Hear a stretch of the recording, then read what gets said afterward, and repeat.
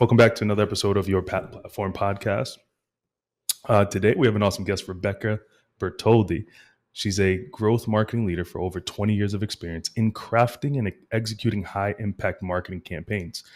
Rebecca's work has earned her multiple awards like the National Association of Professional Women of the Year and the 40 Under 40 Trailblazer Award in 2013. Her journey in marketing has been shaped by a passion for personal development and helping coaches make a significant impact on their clients. Rebecca, thank you very much for joining me. Yeah, thank you for having me. I'm excited because I think what I've been saying on my shows recently that these are master classes for me. So I get a little bit of inside look into people's work and learn about their journey, learn about where they came from, why they do what they do. And you, for what you do, I think is super valuable. I had another marketing professional on recently. And I just think what you guys do is so invaluable, especially in this day of age where, you have AI, you have, these pretty much any way to do it in a really quick and easy way. But like I said on my last time, is that there's a element of having that person to do it for you because you can see things that, AI necessarily can't, or just a normal person can't. So that being said, bring me through your journey quickly, and where you are, why you do what you do. Yeah. That's first. And two, how'd you land there? Okay. Well, honestly, I got a degree in graphic design. Mm-hmm. Okay. Yeah, I know. Not they're using that anymore. Yep. But once I started designing for different publications and different marketers, I realized that there's just a lot to learn about marketing, Mm-hmm. and the psychology of it really drew me in. I'm a big people watcher. I love watching people do their thing, and marketing is that. Yeah. And we get to run experiments and Sure. see how they're going to react. So it quickly went from graphic design to marketing Mm-hmm. pretty early on, maybe like 2 years into my degree or after getting my degree. Yeah. And then I worked for a number of publications. I actually had my own publication for a few years called Eventful in New York. Oh. It was a lot of fun, and it was really great. It was a publication for the community and bringing both sides of the county Sure. together. And then digital came around. Mm-hmm. And all of the things that used to take 6 months for us to realize if they were getting results were pretty instant.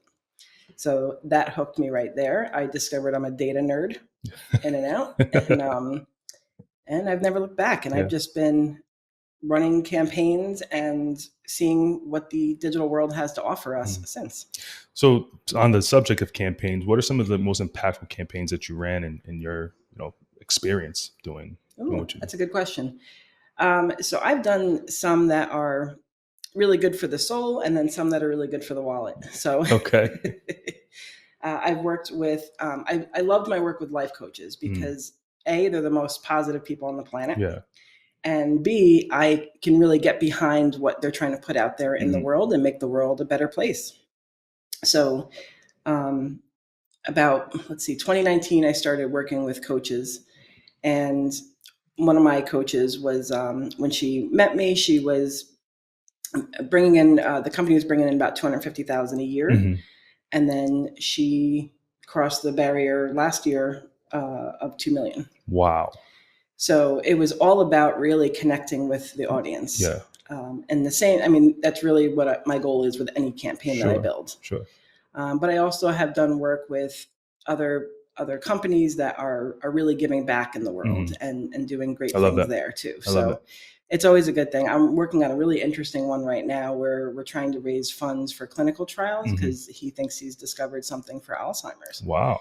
So that could be really cool. That's incredible. So, yeah. As soon as I have that done, I'll share it with the world. That's awesome. That's awesome.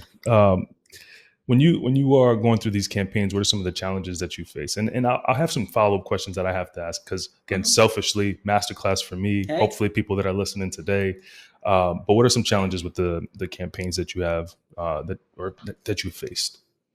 So we, over the years, especially with our digital advertising, a lot of our options for targeting have gone away. So that's been a challenge. And like Facebook specifically wants you to rely on their advantage audience. Yes. And I don't always find that works. Never works. Yeah. I don't know. Like, on one hand, I understand how it could logically work because it knows everything we're doing. If you have the Facebook app on your phone, it knows where you are.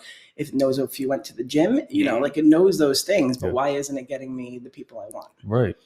So that's always been a challenge. The other challenge I've experienced more so with the business owners is they don't want to always experiment the way I want to experiment with the ads. So they feel like, oh, that's not really me. Mm-hmm. And it's really about connecting with the audience. So I Sure. always say to test, because you never know what's going to come from it. A great example, my client that went from 250 to 2 million. Yeah. She was doing these affirmation classes, and we were looking for stock images of women looking in the mirror, and so many of them were women doing their makeup or something like that, or their hair. And I just wanted somebody looking in the mirror, like as if they were doing an affirmation. So we found a few. There really wasn't a lot at the time. And one of them, this woman, just the look on her face looked excellent. Like, she was like, I'm going to slay the day. Like, that's the look she had. Yeah. And my client was like, that doesn't really look like my audience. And I said, let's just test it. That woman brought in like thousands of people, that image. Wow. And for a number of years, like, she was strong for like 4 years. Wow. Yeah. So you never know what's going to work. So on the business side, so I use this because from an insurance standpoint, that I used to present on Facebook. We'll just use that because we were just talking about that. I would go and say, hey, anybody want an insurance quote? Very simple, right? Right. In 2016, 17, even 18, maybe even 19, I would get 50, 60 people that either messaged me or commented or liked, or, it was significant. That was a very big driver of my business. That's changed. It has changed. Facebook wants you to pay for those now, Yeah. Like, they really want you any business to pay for what they're getting. So some of the ways we can do that is using our own personal profiles. And because they give you more, and the algorithm gives you more reach in your personal profile. So you're saying, like, you posting more so for like my personal life, you're saying, basically? Or you saying, like, if you have your audience, like, post those requests on your personal profile. Post them on all of them, like your business profile and your personal. Got it. Because your personal will just get that much more reach. Got it. Okay. Because at this time I didn't have so that's why I'm curious, because I didn't have I don't have a business profile on Facebook yet. I will again here coming up in a few weeks. So I was wondering if there's ways to maybe drive that kind of organic flow back. Sure. I think they'll say post 5 times a day or post 10 times in this. I think that's crazy. Yeah, post 5 times a day. Yeah, it's nuts. I mean, I'm doing 3 times, 2 times a week just for the podcast, and that's one that's time consuming, and I'm doing it for better reasons than it's not about me. It's just time consuming, right? Yeah. And then to add in my layers of work, just trying to figure out, what are some strategies that people like me, in the insurance world, the real estate world, marketing world, podcasting, what could they use to kind of generate some more activity? Definitely. I am all about repurposing content. So if I create, let's say, a training video, I can make 5 pieces of content from that video. Yeah. I can do a snippet and tease it on social. I can do a quote from it and just have the quote on social. So, instead of creating, like, reinventing the wheel with each post, you can have a couple main pieces and use them, because not everyone is going to see every single post. Right. We think that, oh my God, I already put those things out there, but it's not everyone sees every post, especially in the beginning. You're going to start building that up. And if we keep in mind that Facebook really wants people to have a good time when they're there, and Facebook wants people to stay on Facebook. So if you can align with their goals, then you'll do better. So if you are using a Facebook form to collect people's information versus sending them out to a website, they'll prefer that, even in the ads. Wow. Yeah. It's so frustrating. It is. It's so frustrating. Facebook and a lot of it, all the time. and a lot of it too is probably because it was easier to do it then. So, you're more comfortable with doing things easily. So now it's like, man, I got to do so much more work. What do you like most about what you do? I love the wins. Yeah. And clients just getting things that they didn't expect to get. Like I'm right now getting dollar leads for one of my coaches, Mhm. which I haven't seen dollar leads in a few years. So it's it's all about connecting with your audience. So I understand, and my audience understands, because sometimes I get questions Sorry. about it. What's a dollar lead? We have an ad running and we're spending $1 per person to come Okay. in. Okay. So, is it a digital? People are coming digitally, or Yes. So okay. this particular one is a lead magnet, meaning it's something that someone can get for free in exchange for their information. Okay. So this specific one is a vision board kit, Got it. and I happen to notice that vision boards, the word vision board has a lot of search volume. So I told her, let's create a lead magnet around vision boards. Hmm. And that's what we do. So a lot of times I will look at what people are searching for on Mhm. Google, and it will carry So good. over Yeah, to that's Facebook. so good. Yeah. What's your routine, like your daily, day to day? What's a day in Rebecca look like for you? Let's see. So I get up. I have 3 fur babies that Okay. are that are always wanting food in the Dogs? morning. I have a dog and 2 cats. Okay. One cat that thinks he's a dog. And this time of year, I have a beautiful garden to tend to, so I'm out Okay. there, Yeah. and that's like where I go in between projects. Yeah. I go out to the garden, Yeah. pull a couple weeds, and Yeah. come back in. But a lot of times it is doing a lot more strategy these days because I was able to get a team now Mhm. to Oh, help nice. me with the workload. Very nice. So I love doing the strategy. Yeah. So for me, it's a lot of putting myself in those people's shoes, and then using my tools. I have a local customer insight system that tells me, okay, if they are, let's say we're looking for people for real estate, I can see if they're searching out selling their home, where are they spending, like what podcasts are they listening to, what websites are they going to, what social profiles are they following around selling their home. So I can take a look at that and see, and then come up with great strategies based on what I see their actions are online. It's a little creepy, I know. No, it's not. I call myself a professional stalker since I started the podcast. So yeah, it's not like I go on and I can see that Susie Smith You're doing your job. is going to this place, but I can see this group of people is Yeah. in this zip code. Interesting. So yeah, that just seems so. Seems like a lot of work, right? Doing all of that. No, is that it's I created a system that makes it a lot faster. okay? So What's that system? if you can it's share. proprietary. Okay.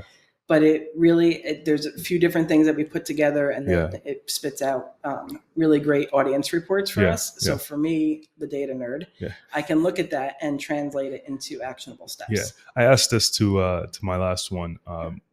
How often are you using AI, ChatGPT, if at all, in your work to streamline processes, not to copy and paste, but to make sure that it makes things a little more smoother for you? My follow-up question would be, what do you think the long-term is for marketing?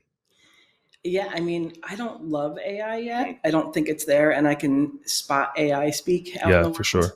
Like there was a company I was dealing with, and I went to go write them a review, and you see all the reviews are, like, I could not be more happy to invest. It's like just the weird way that they speak. Yeah. So for me, I'm using AI for, I'll put in some, let's say it's an event, and I'll put in some content and say, give me 10 hooks. And I'm looking at hooks, so it's inspiration for hooks and outlines of different, like what would people want in these things. Right. So getting ideas for content. And then for myself, because I can really write a lot, I'll ask it to cut down my copy sometimes. That's good. Yeah. I'm always wonder, because I was in the process of before I left to where I was, and now I'm going back. I'm a whole hot mess with the insurance thing right now. That's a long different story, but insurance is a hot mess right now. Yes, it is. It really is. I had a logo created through AI. I had, a business plan created through AI. It just, I always wonder what the longevity of people's jobs, not just marketing, sales, real estate. I just always wonder. Well, so if AI gets to a point where it can really mimic a human, I'll be more scared of that. Yeah. versus losing a job. Yeah. That's actually That's a very like good point. Terminator coming true. It's a very good point. So I feel like it's a great tool to aid, and I know that people are using it for just to use it as is, Right. and all the platforms are cracking down on that. Yeah. Google released an update Oh, wow. in either March or April of this year that cracks down on AI content. Really? Yeah. I don't know how I missed that. What was the crackdown? It was part of the algorithm update, and Okay. it's looking for that kind of copy. Yeah. Because again, AI speak is recognizable. Right. So it's looking, you need to go in and make sure it's your own. Yeah. You can't use it as is. Yeah. So I should have asked this when we were talking about the Facebook piece, but I just thought about it. What advice would you give to business owners or entrepreneurs, insurance people, when it comes to optimizing their presence on social media, Facebook primarily, because that's usually that's where my audience is. That's where a lot of audiences are. Yeah. Unless you're really working with younger people who think Facebook is for their parents. Which I mean, I'm a parent, so well, I'm not. So okay. I would say that one of the things I see all the time is people are putting out there what they do and not what the customer is looking for.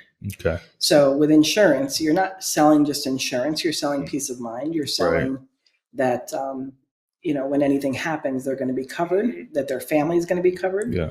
So we're not selling the steak, we're selling the sizzle. And I see a lot of people say, like, I can do X, Y, and Z for you. And it's like, okay, we want your customers to be able to see themselves working with you and see themselves in that situation. Yeah. And you want to show them the outcomes, like what's going to happen after they work with you. You mentioned you're a people watcher, right? Yeah. Not like outside people's windows. Let's just make that clear. So I just had a thought, right? I often see not just my post, like I'll go through my timeline and certain posts get more likes than others. But I have a hard time believing that people don't see that. How much of the psychology pieces of it is just people just kind of scrolling, like, and just like, it's not something that they want to stop on. And how can we make people stop on that? What's the, because, and Facebook considers a view 3 seconds. Okay. And there are times when I'll be scrolling through Facebook and then something, shiny happens over here and I'm stuck. Like I left it on an ad for a minute and I'm like, damn it, I'm going to get those ads now. Yeah. Oh God. Yeah. So we do want people to stop scrolling. So think about things that are odd, like what captures human interest. Like people are nosy. They want to know what's going on. Yeah. And if you can show them things that are either real life happening, they're like seeing people. Yeah. I don't love using stock images, but sometimes that's all I have to work with. Yeah. But if you can even take pictures of, like if it's a retail store, you can take pictures and ask people to caption it. People have egos, play into their ego and ask them to caption that photo or. That's huge. I love that tip right there. Yeah. I really do. It's all about, connecting with them. So we don't have to always be selling on social. We just want to build that relationship. Yeah. And that's what Facebook and all the other social platforms want. They want those relationships to form there. Right. So if you are doing something where you have, maybe a live event, even like today, I'll take pictures. I took the picture of us setting up and everything, and I'm going to post that and tease it. And people are going to say, oh, okay, something's coming. Yeah. Yeah. And so it's just getting them to stop and either say like, what is this? What am I looking at? Yeah. I wouldn't say use AI photos for that unless you have a really great one. Right. I created some yesterday that scared the hell out of me and it wasn't supposed to. I asked it because I'm putting together, this is a shameless plug. I'm putting together an event for September for the retail stores to really crush the holiday season and be competitive with Amazon. So I was looking for an image that was, like a retail shop owner feeling excited for the holiday. That's what I put in. And I got back some terrifying ladies. They were just like, no. So while I don't want to use AI, I'm probably going to post those 2 photos and say, this is what AI is giving me, and it'll make people stop because they're really creepy. Right. So have a mixture of those kinds of things and see what you can put out there that makes people feel good. What retail stores or what stores are you looking to help for with this? All of our local ones. Because they all struggle with like competing with Amazon and being overlooked. Mm-hmm. So it's going to be about creating like the best marketing plan so that you're out there and you have a good shot of success. Yeah. When it comes to marketing plans, do you, so you help businesses? Is it just small businesses? Or have you gotten into like bigger businesses? Definitely. Yeah. I did just launch a new branch of my marketing company, which is my local marketing shop. That's really geared towards our local guys because they're looking for the local audience. Sure. But I do still work one-on-one with bigger businesses around the world. That's great. Yeah.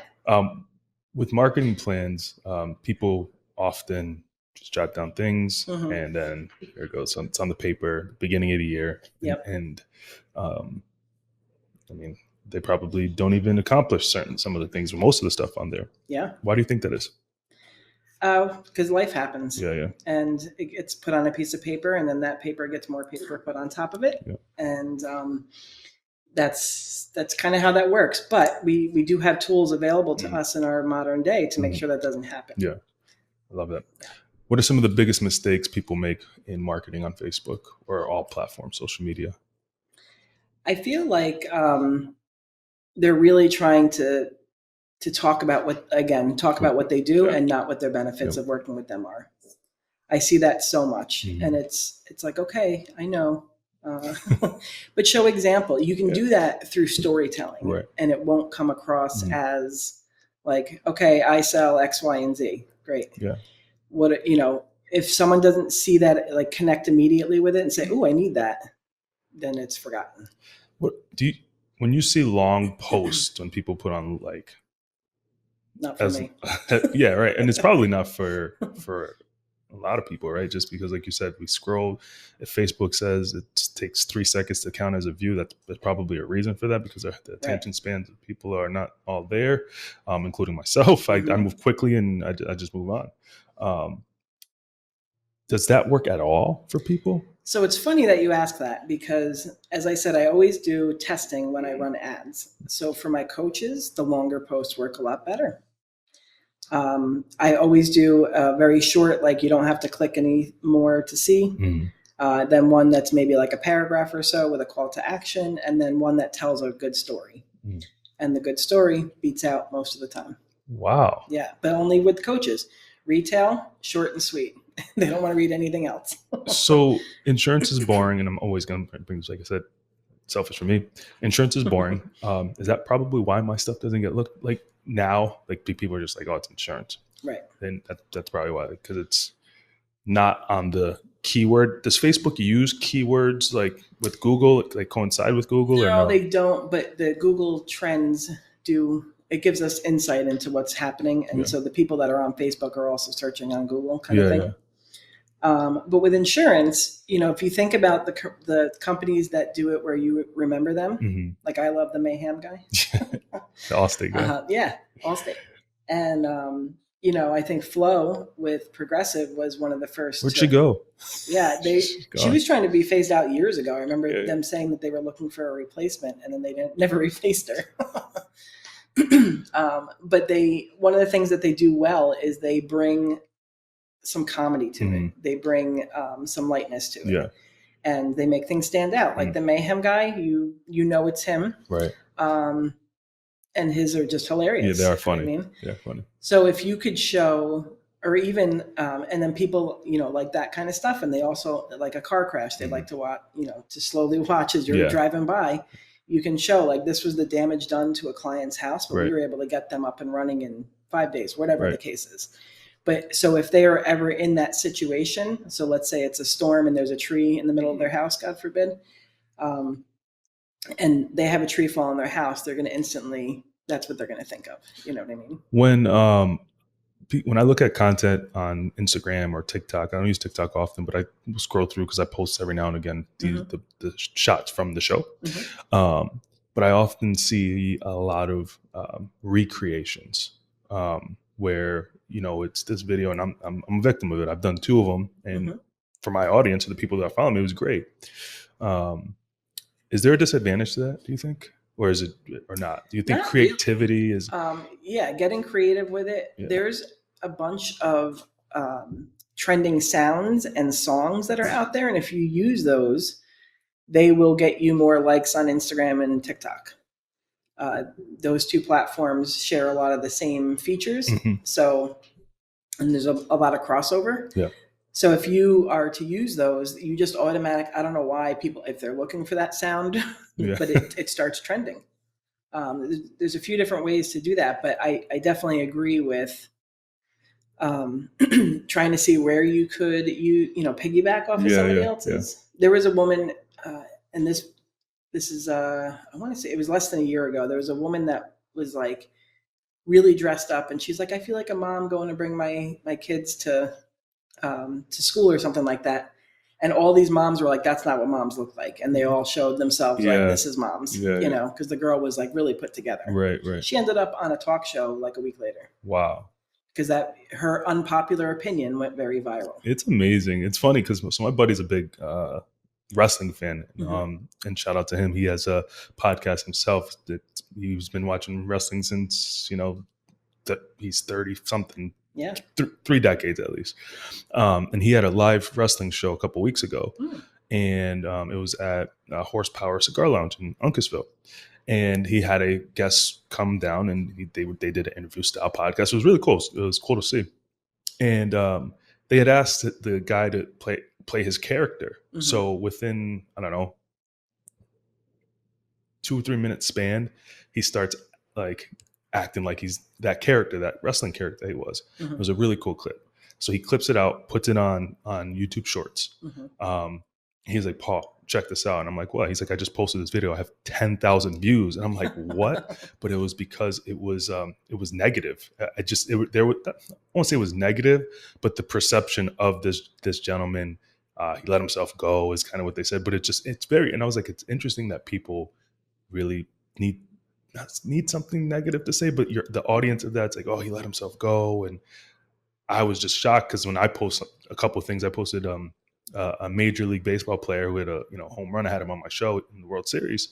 We got 500 views. I'm like, like I try to figure out what the difference is, and I mean, that was positive. It was cool. I always wonder like what drives that kind of level of activity, if you will.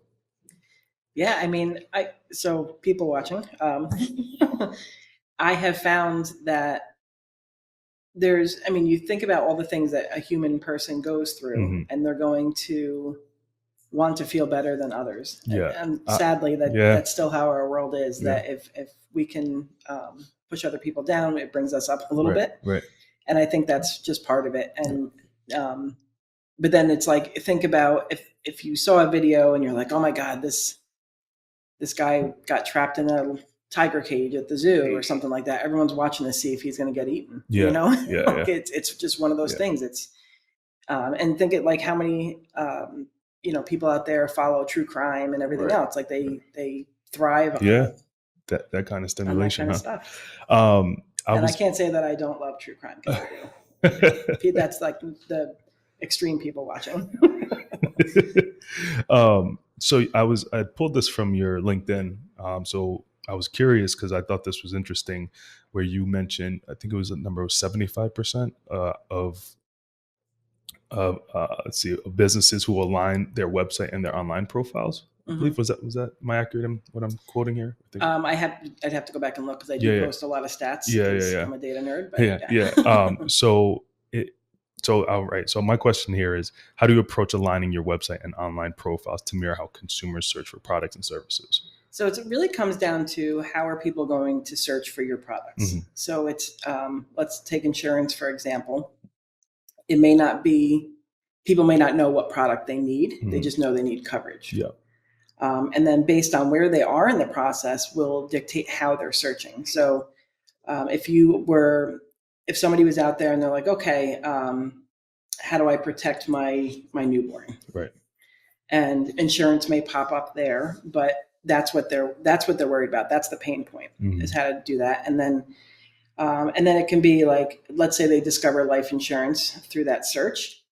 Their next search might be life insurance agencies near me, where they're starting to shop. So with every kind of product, there's a progression of how they're, like, what stage of the buyer's journey they're in, that you can align your site with. So let's look at real estate. Sure. I may be able to have quicker examples for real estate. So if I'm going to buy a house for the first time, there's a lot that I'm going to look at. I'm going to, maybe research some financing. When I bought my first home, I was like, okay, how do I maintain it? All those things. Like, there's a lot of stuff you're going to look at, and you can align with them and say, okay, so if you're buying a house in Connecticut, here are the things you need to look at, to consider for weather alone. Like, these are the things you need to do to your house for each season. Sure. So it's giving them that information that they're looking for at every stage of the buyer's journey. So if you catch them while they're just starting to research, before they even start thinking of who is going to help them, because they're not solution aware yet, then you can create that relationship, and you're the natural choice by the time they get to that point. When I Google search anything, you have the sponsored stuff that comes up, right? Which are the pay-per-clicks. Yep. Who's winning in those scenarios when you have the local agency like me, and then you have the sponsored ones that are probably, could be local too, but because they paid for it, but like, is there data on which one gets the most traffic?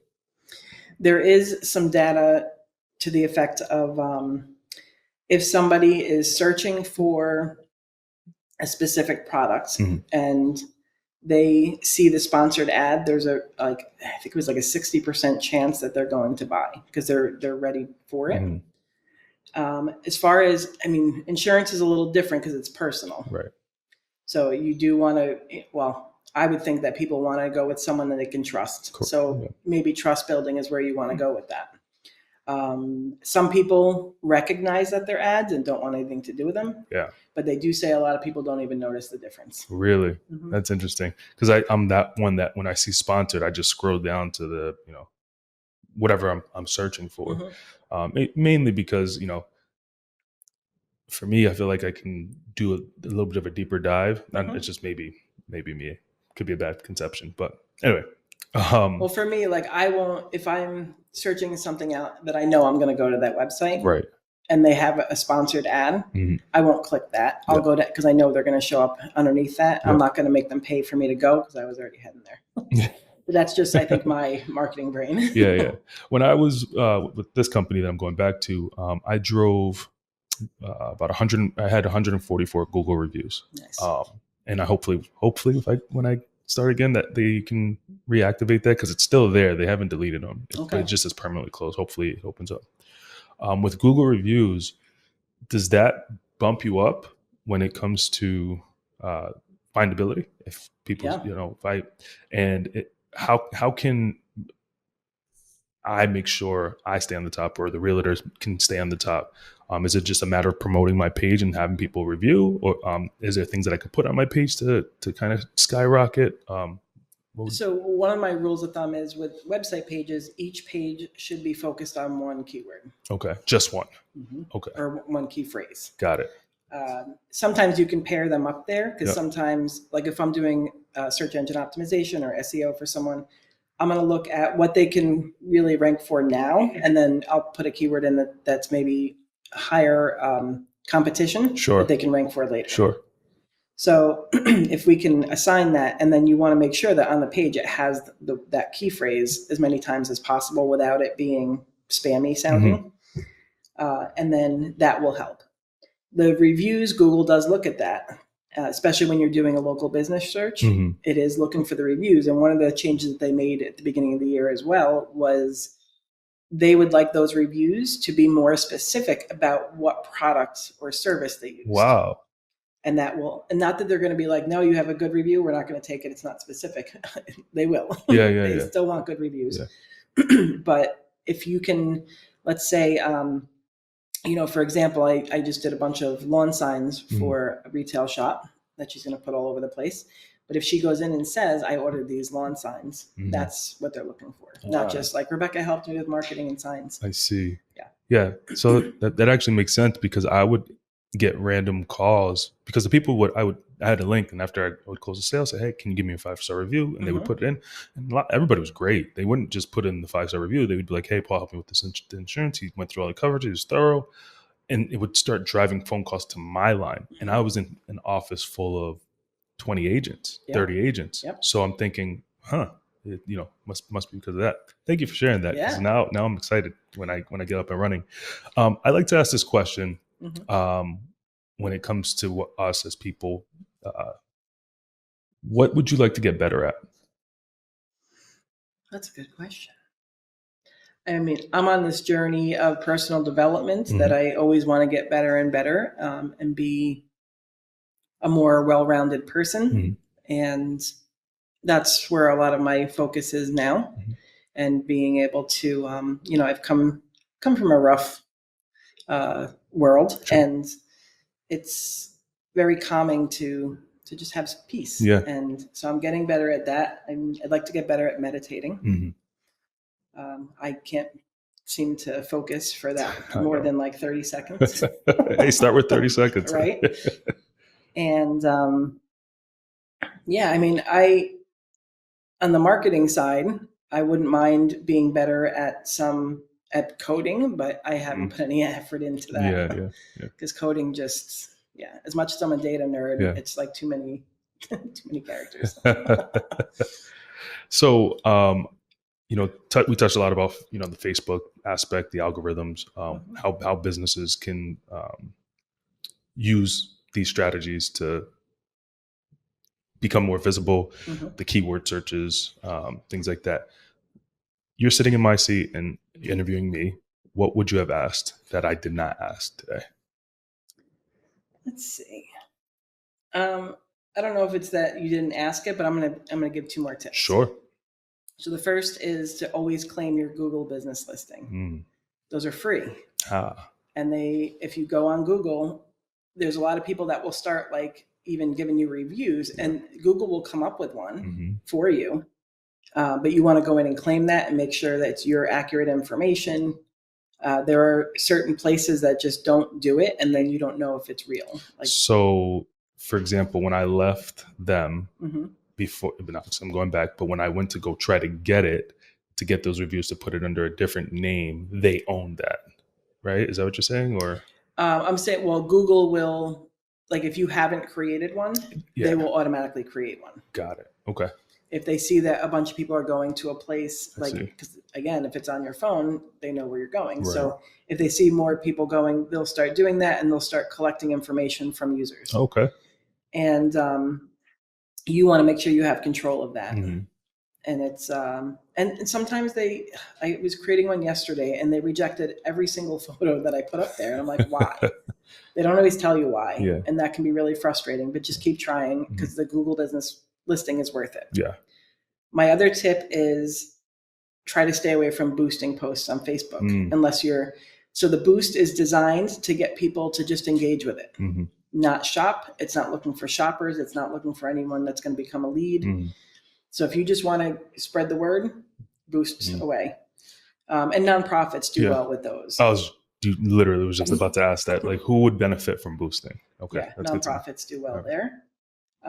Because everyone, recognizes that they're a nonprofit and they want to help. But Facebook knows, the ad system knows if somebody what kind of action they will take. Yeah. It knows if they will submit information to become a lead. It knows if they will go to your website and look around. It knows if they will go to your website and go shopping and spend money. So they know based on our actions, everyday actions, what we're going to do. Yeah. And they will only, like with the boost, they're only going to share it with people that will likely just like it. I love that. So you had mentioned that there's a training that you, and once I release the episode, I'll put it in the description. The training I wanted to give you guys is my algorithms training. Okay. And this is going through all the platforms. And I know algorithms don't sound like a lot of fun, because they're not. but I did make it fun, and I paired it with different TV characters. Okay. So that it's amusing. Yeah. And I'll spoiler alert. I gave Facebook Frank Costanza because that's how much Facebook is like all over the place. Yeah. If you think of how Frank Costanza was on Seinfeld, and he loves you 1 minute, Yeah, hates you the next minute. That's Facebook. Yes. So yeah, and there's a lot of great tips in there because things did change for the new year, and it's all about creating that content. And all of the platforms really just want you to connect with your audience. Yeah. What do you see changing in the future for all the platforms, or just for how things are found or marketed? So the way that people collect our data and use our data is changing. So Facebook was one of the first ones. They got sued, and they had to. That's why all of our targeting went away, because they were collecting things and not telling people that they were collecting that information.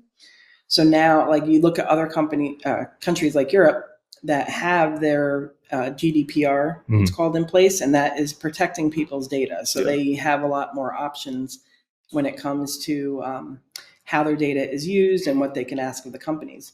California has put something in place as well. Theirs was kind of more for the big tech companies because they would collect a lot. You know, that's where they all are. Yeah. So they were collecting a lot of information, and they made it so that they have to have different rules in place. Sure.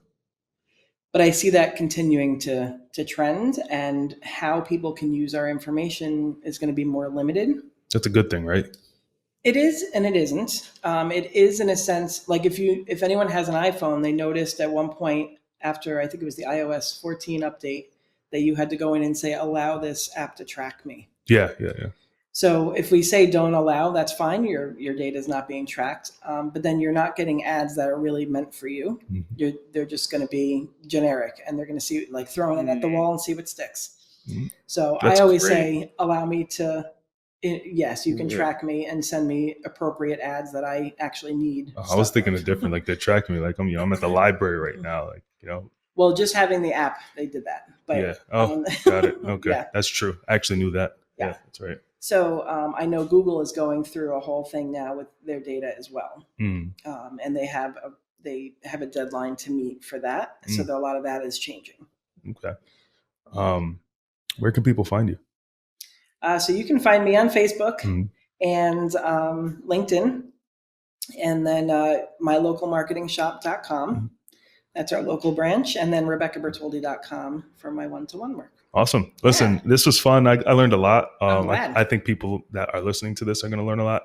I'm actually going to, once I normally take notes, but I just didn't today because I wanted to really, be engaged here. But once I go back and listen, I'm taking notes because I think for where we're going and, how fast things move, this is valuable information. So I appreciate you coming on with me today. Yeah, absolutely. I'm happy to be here. Thank you so much for having me. Thank you.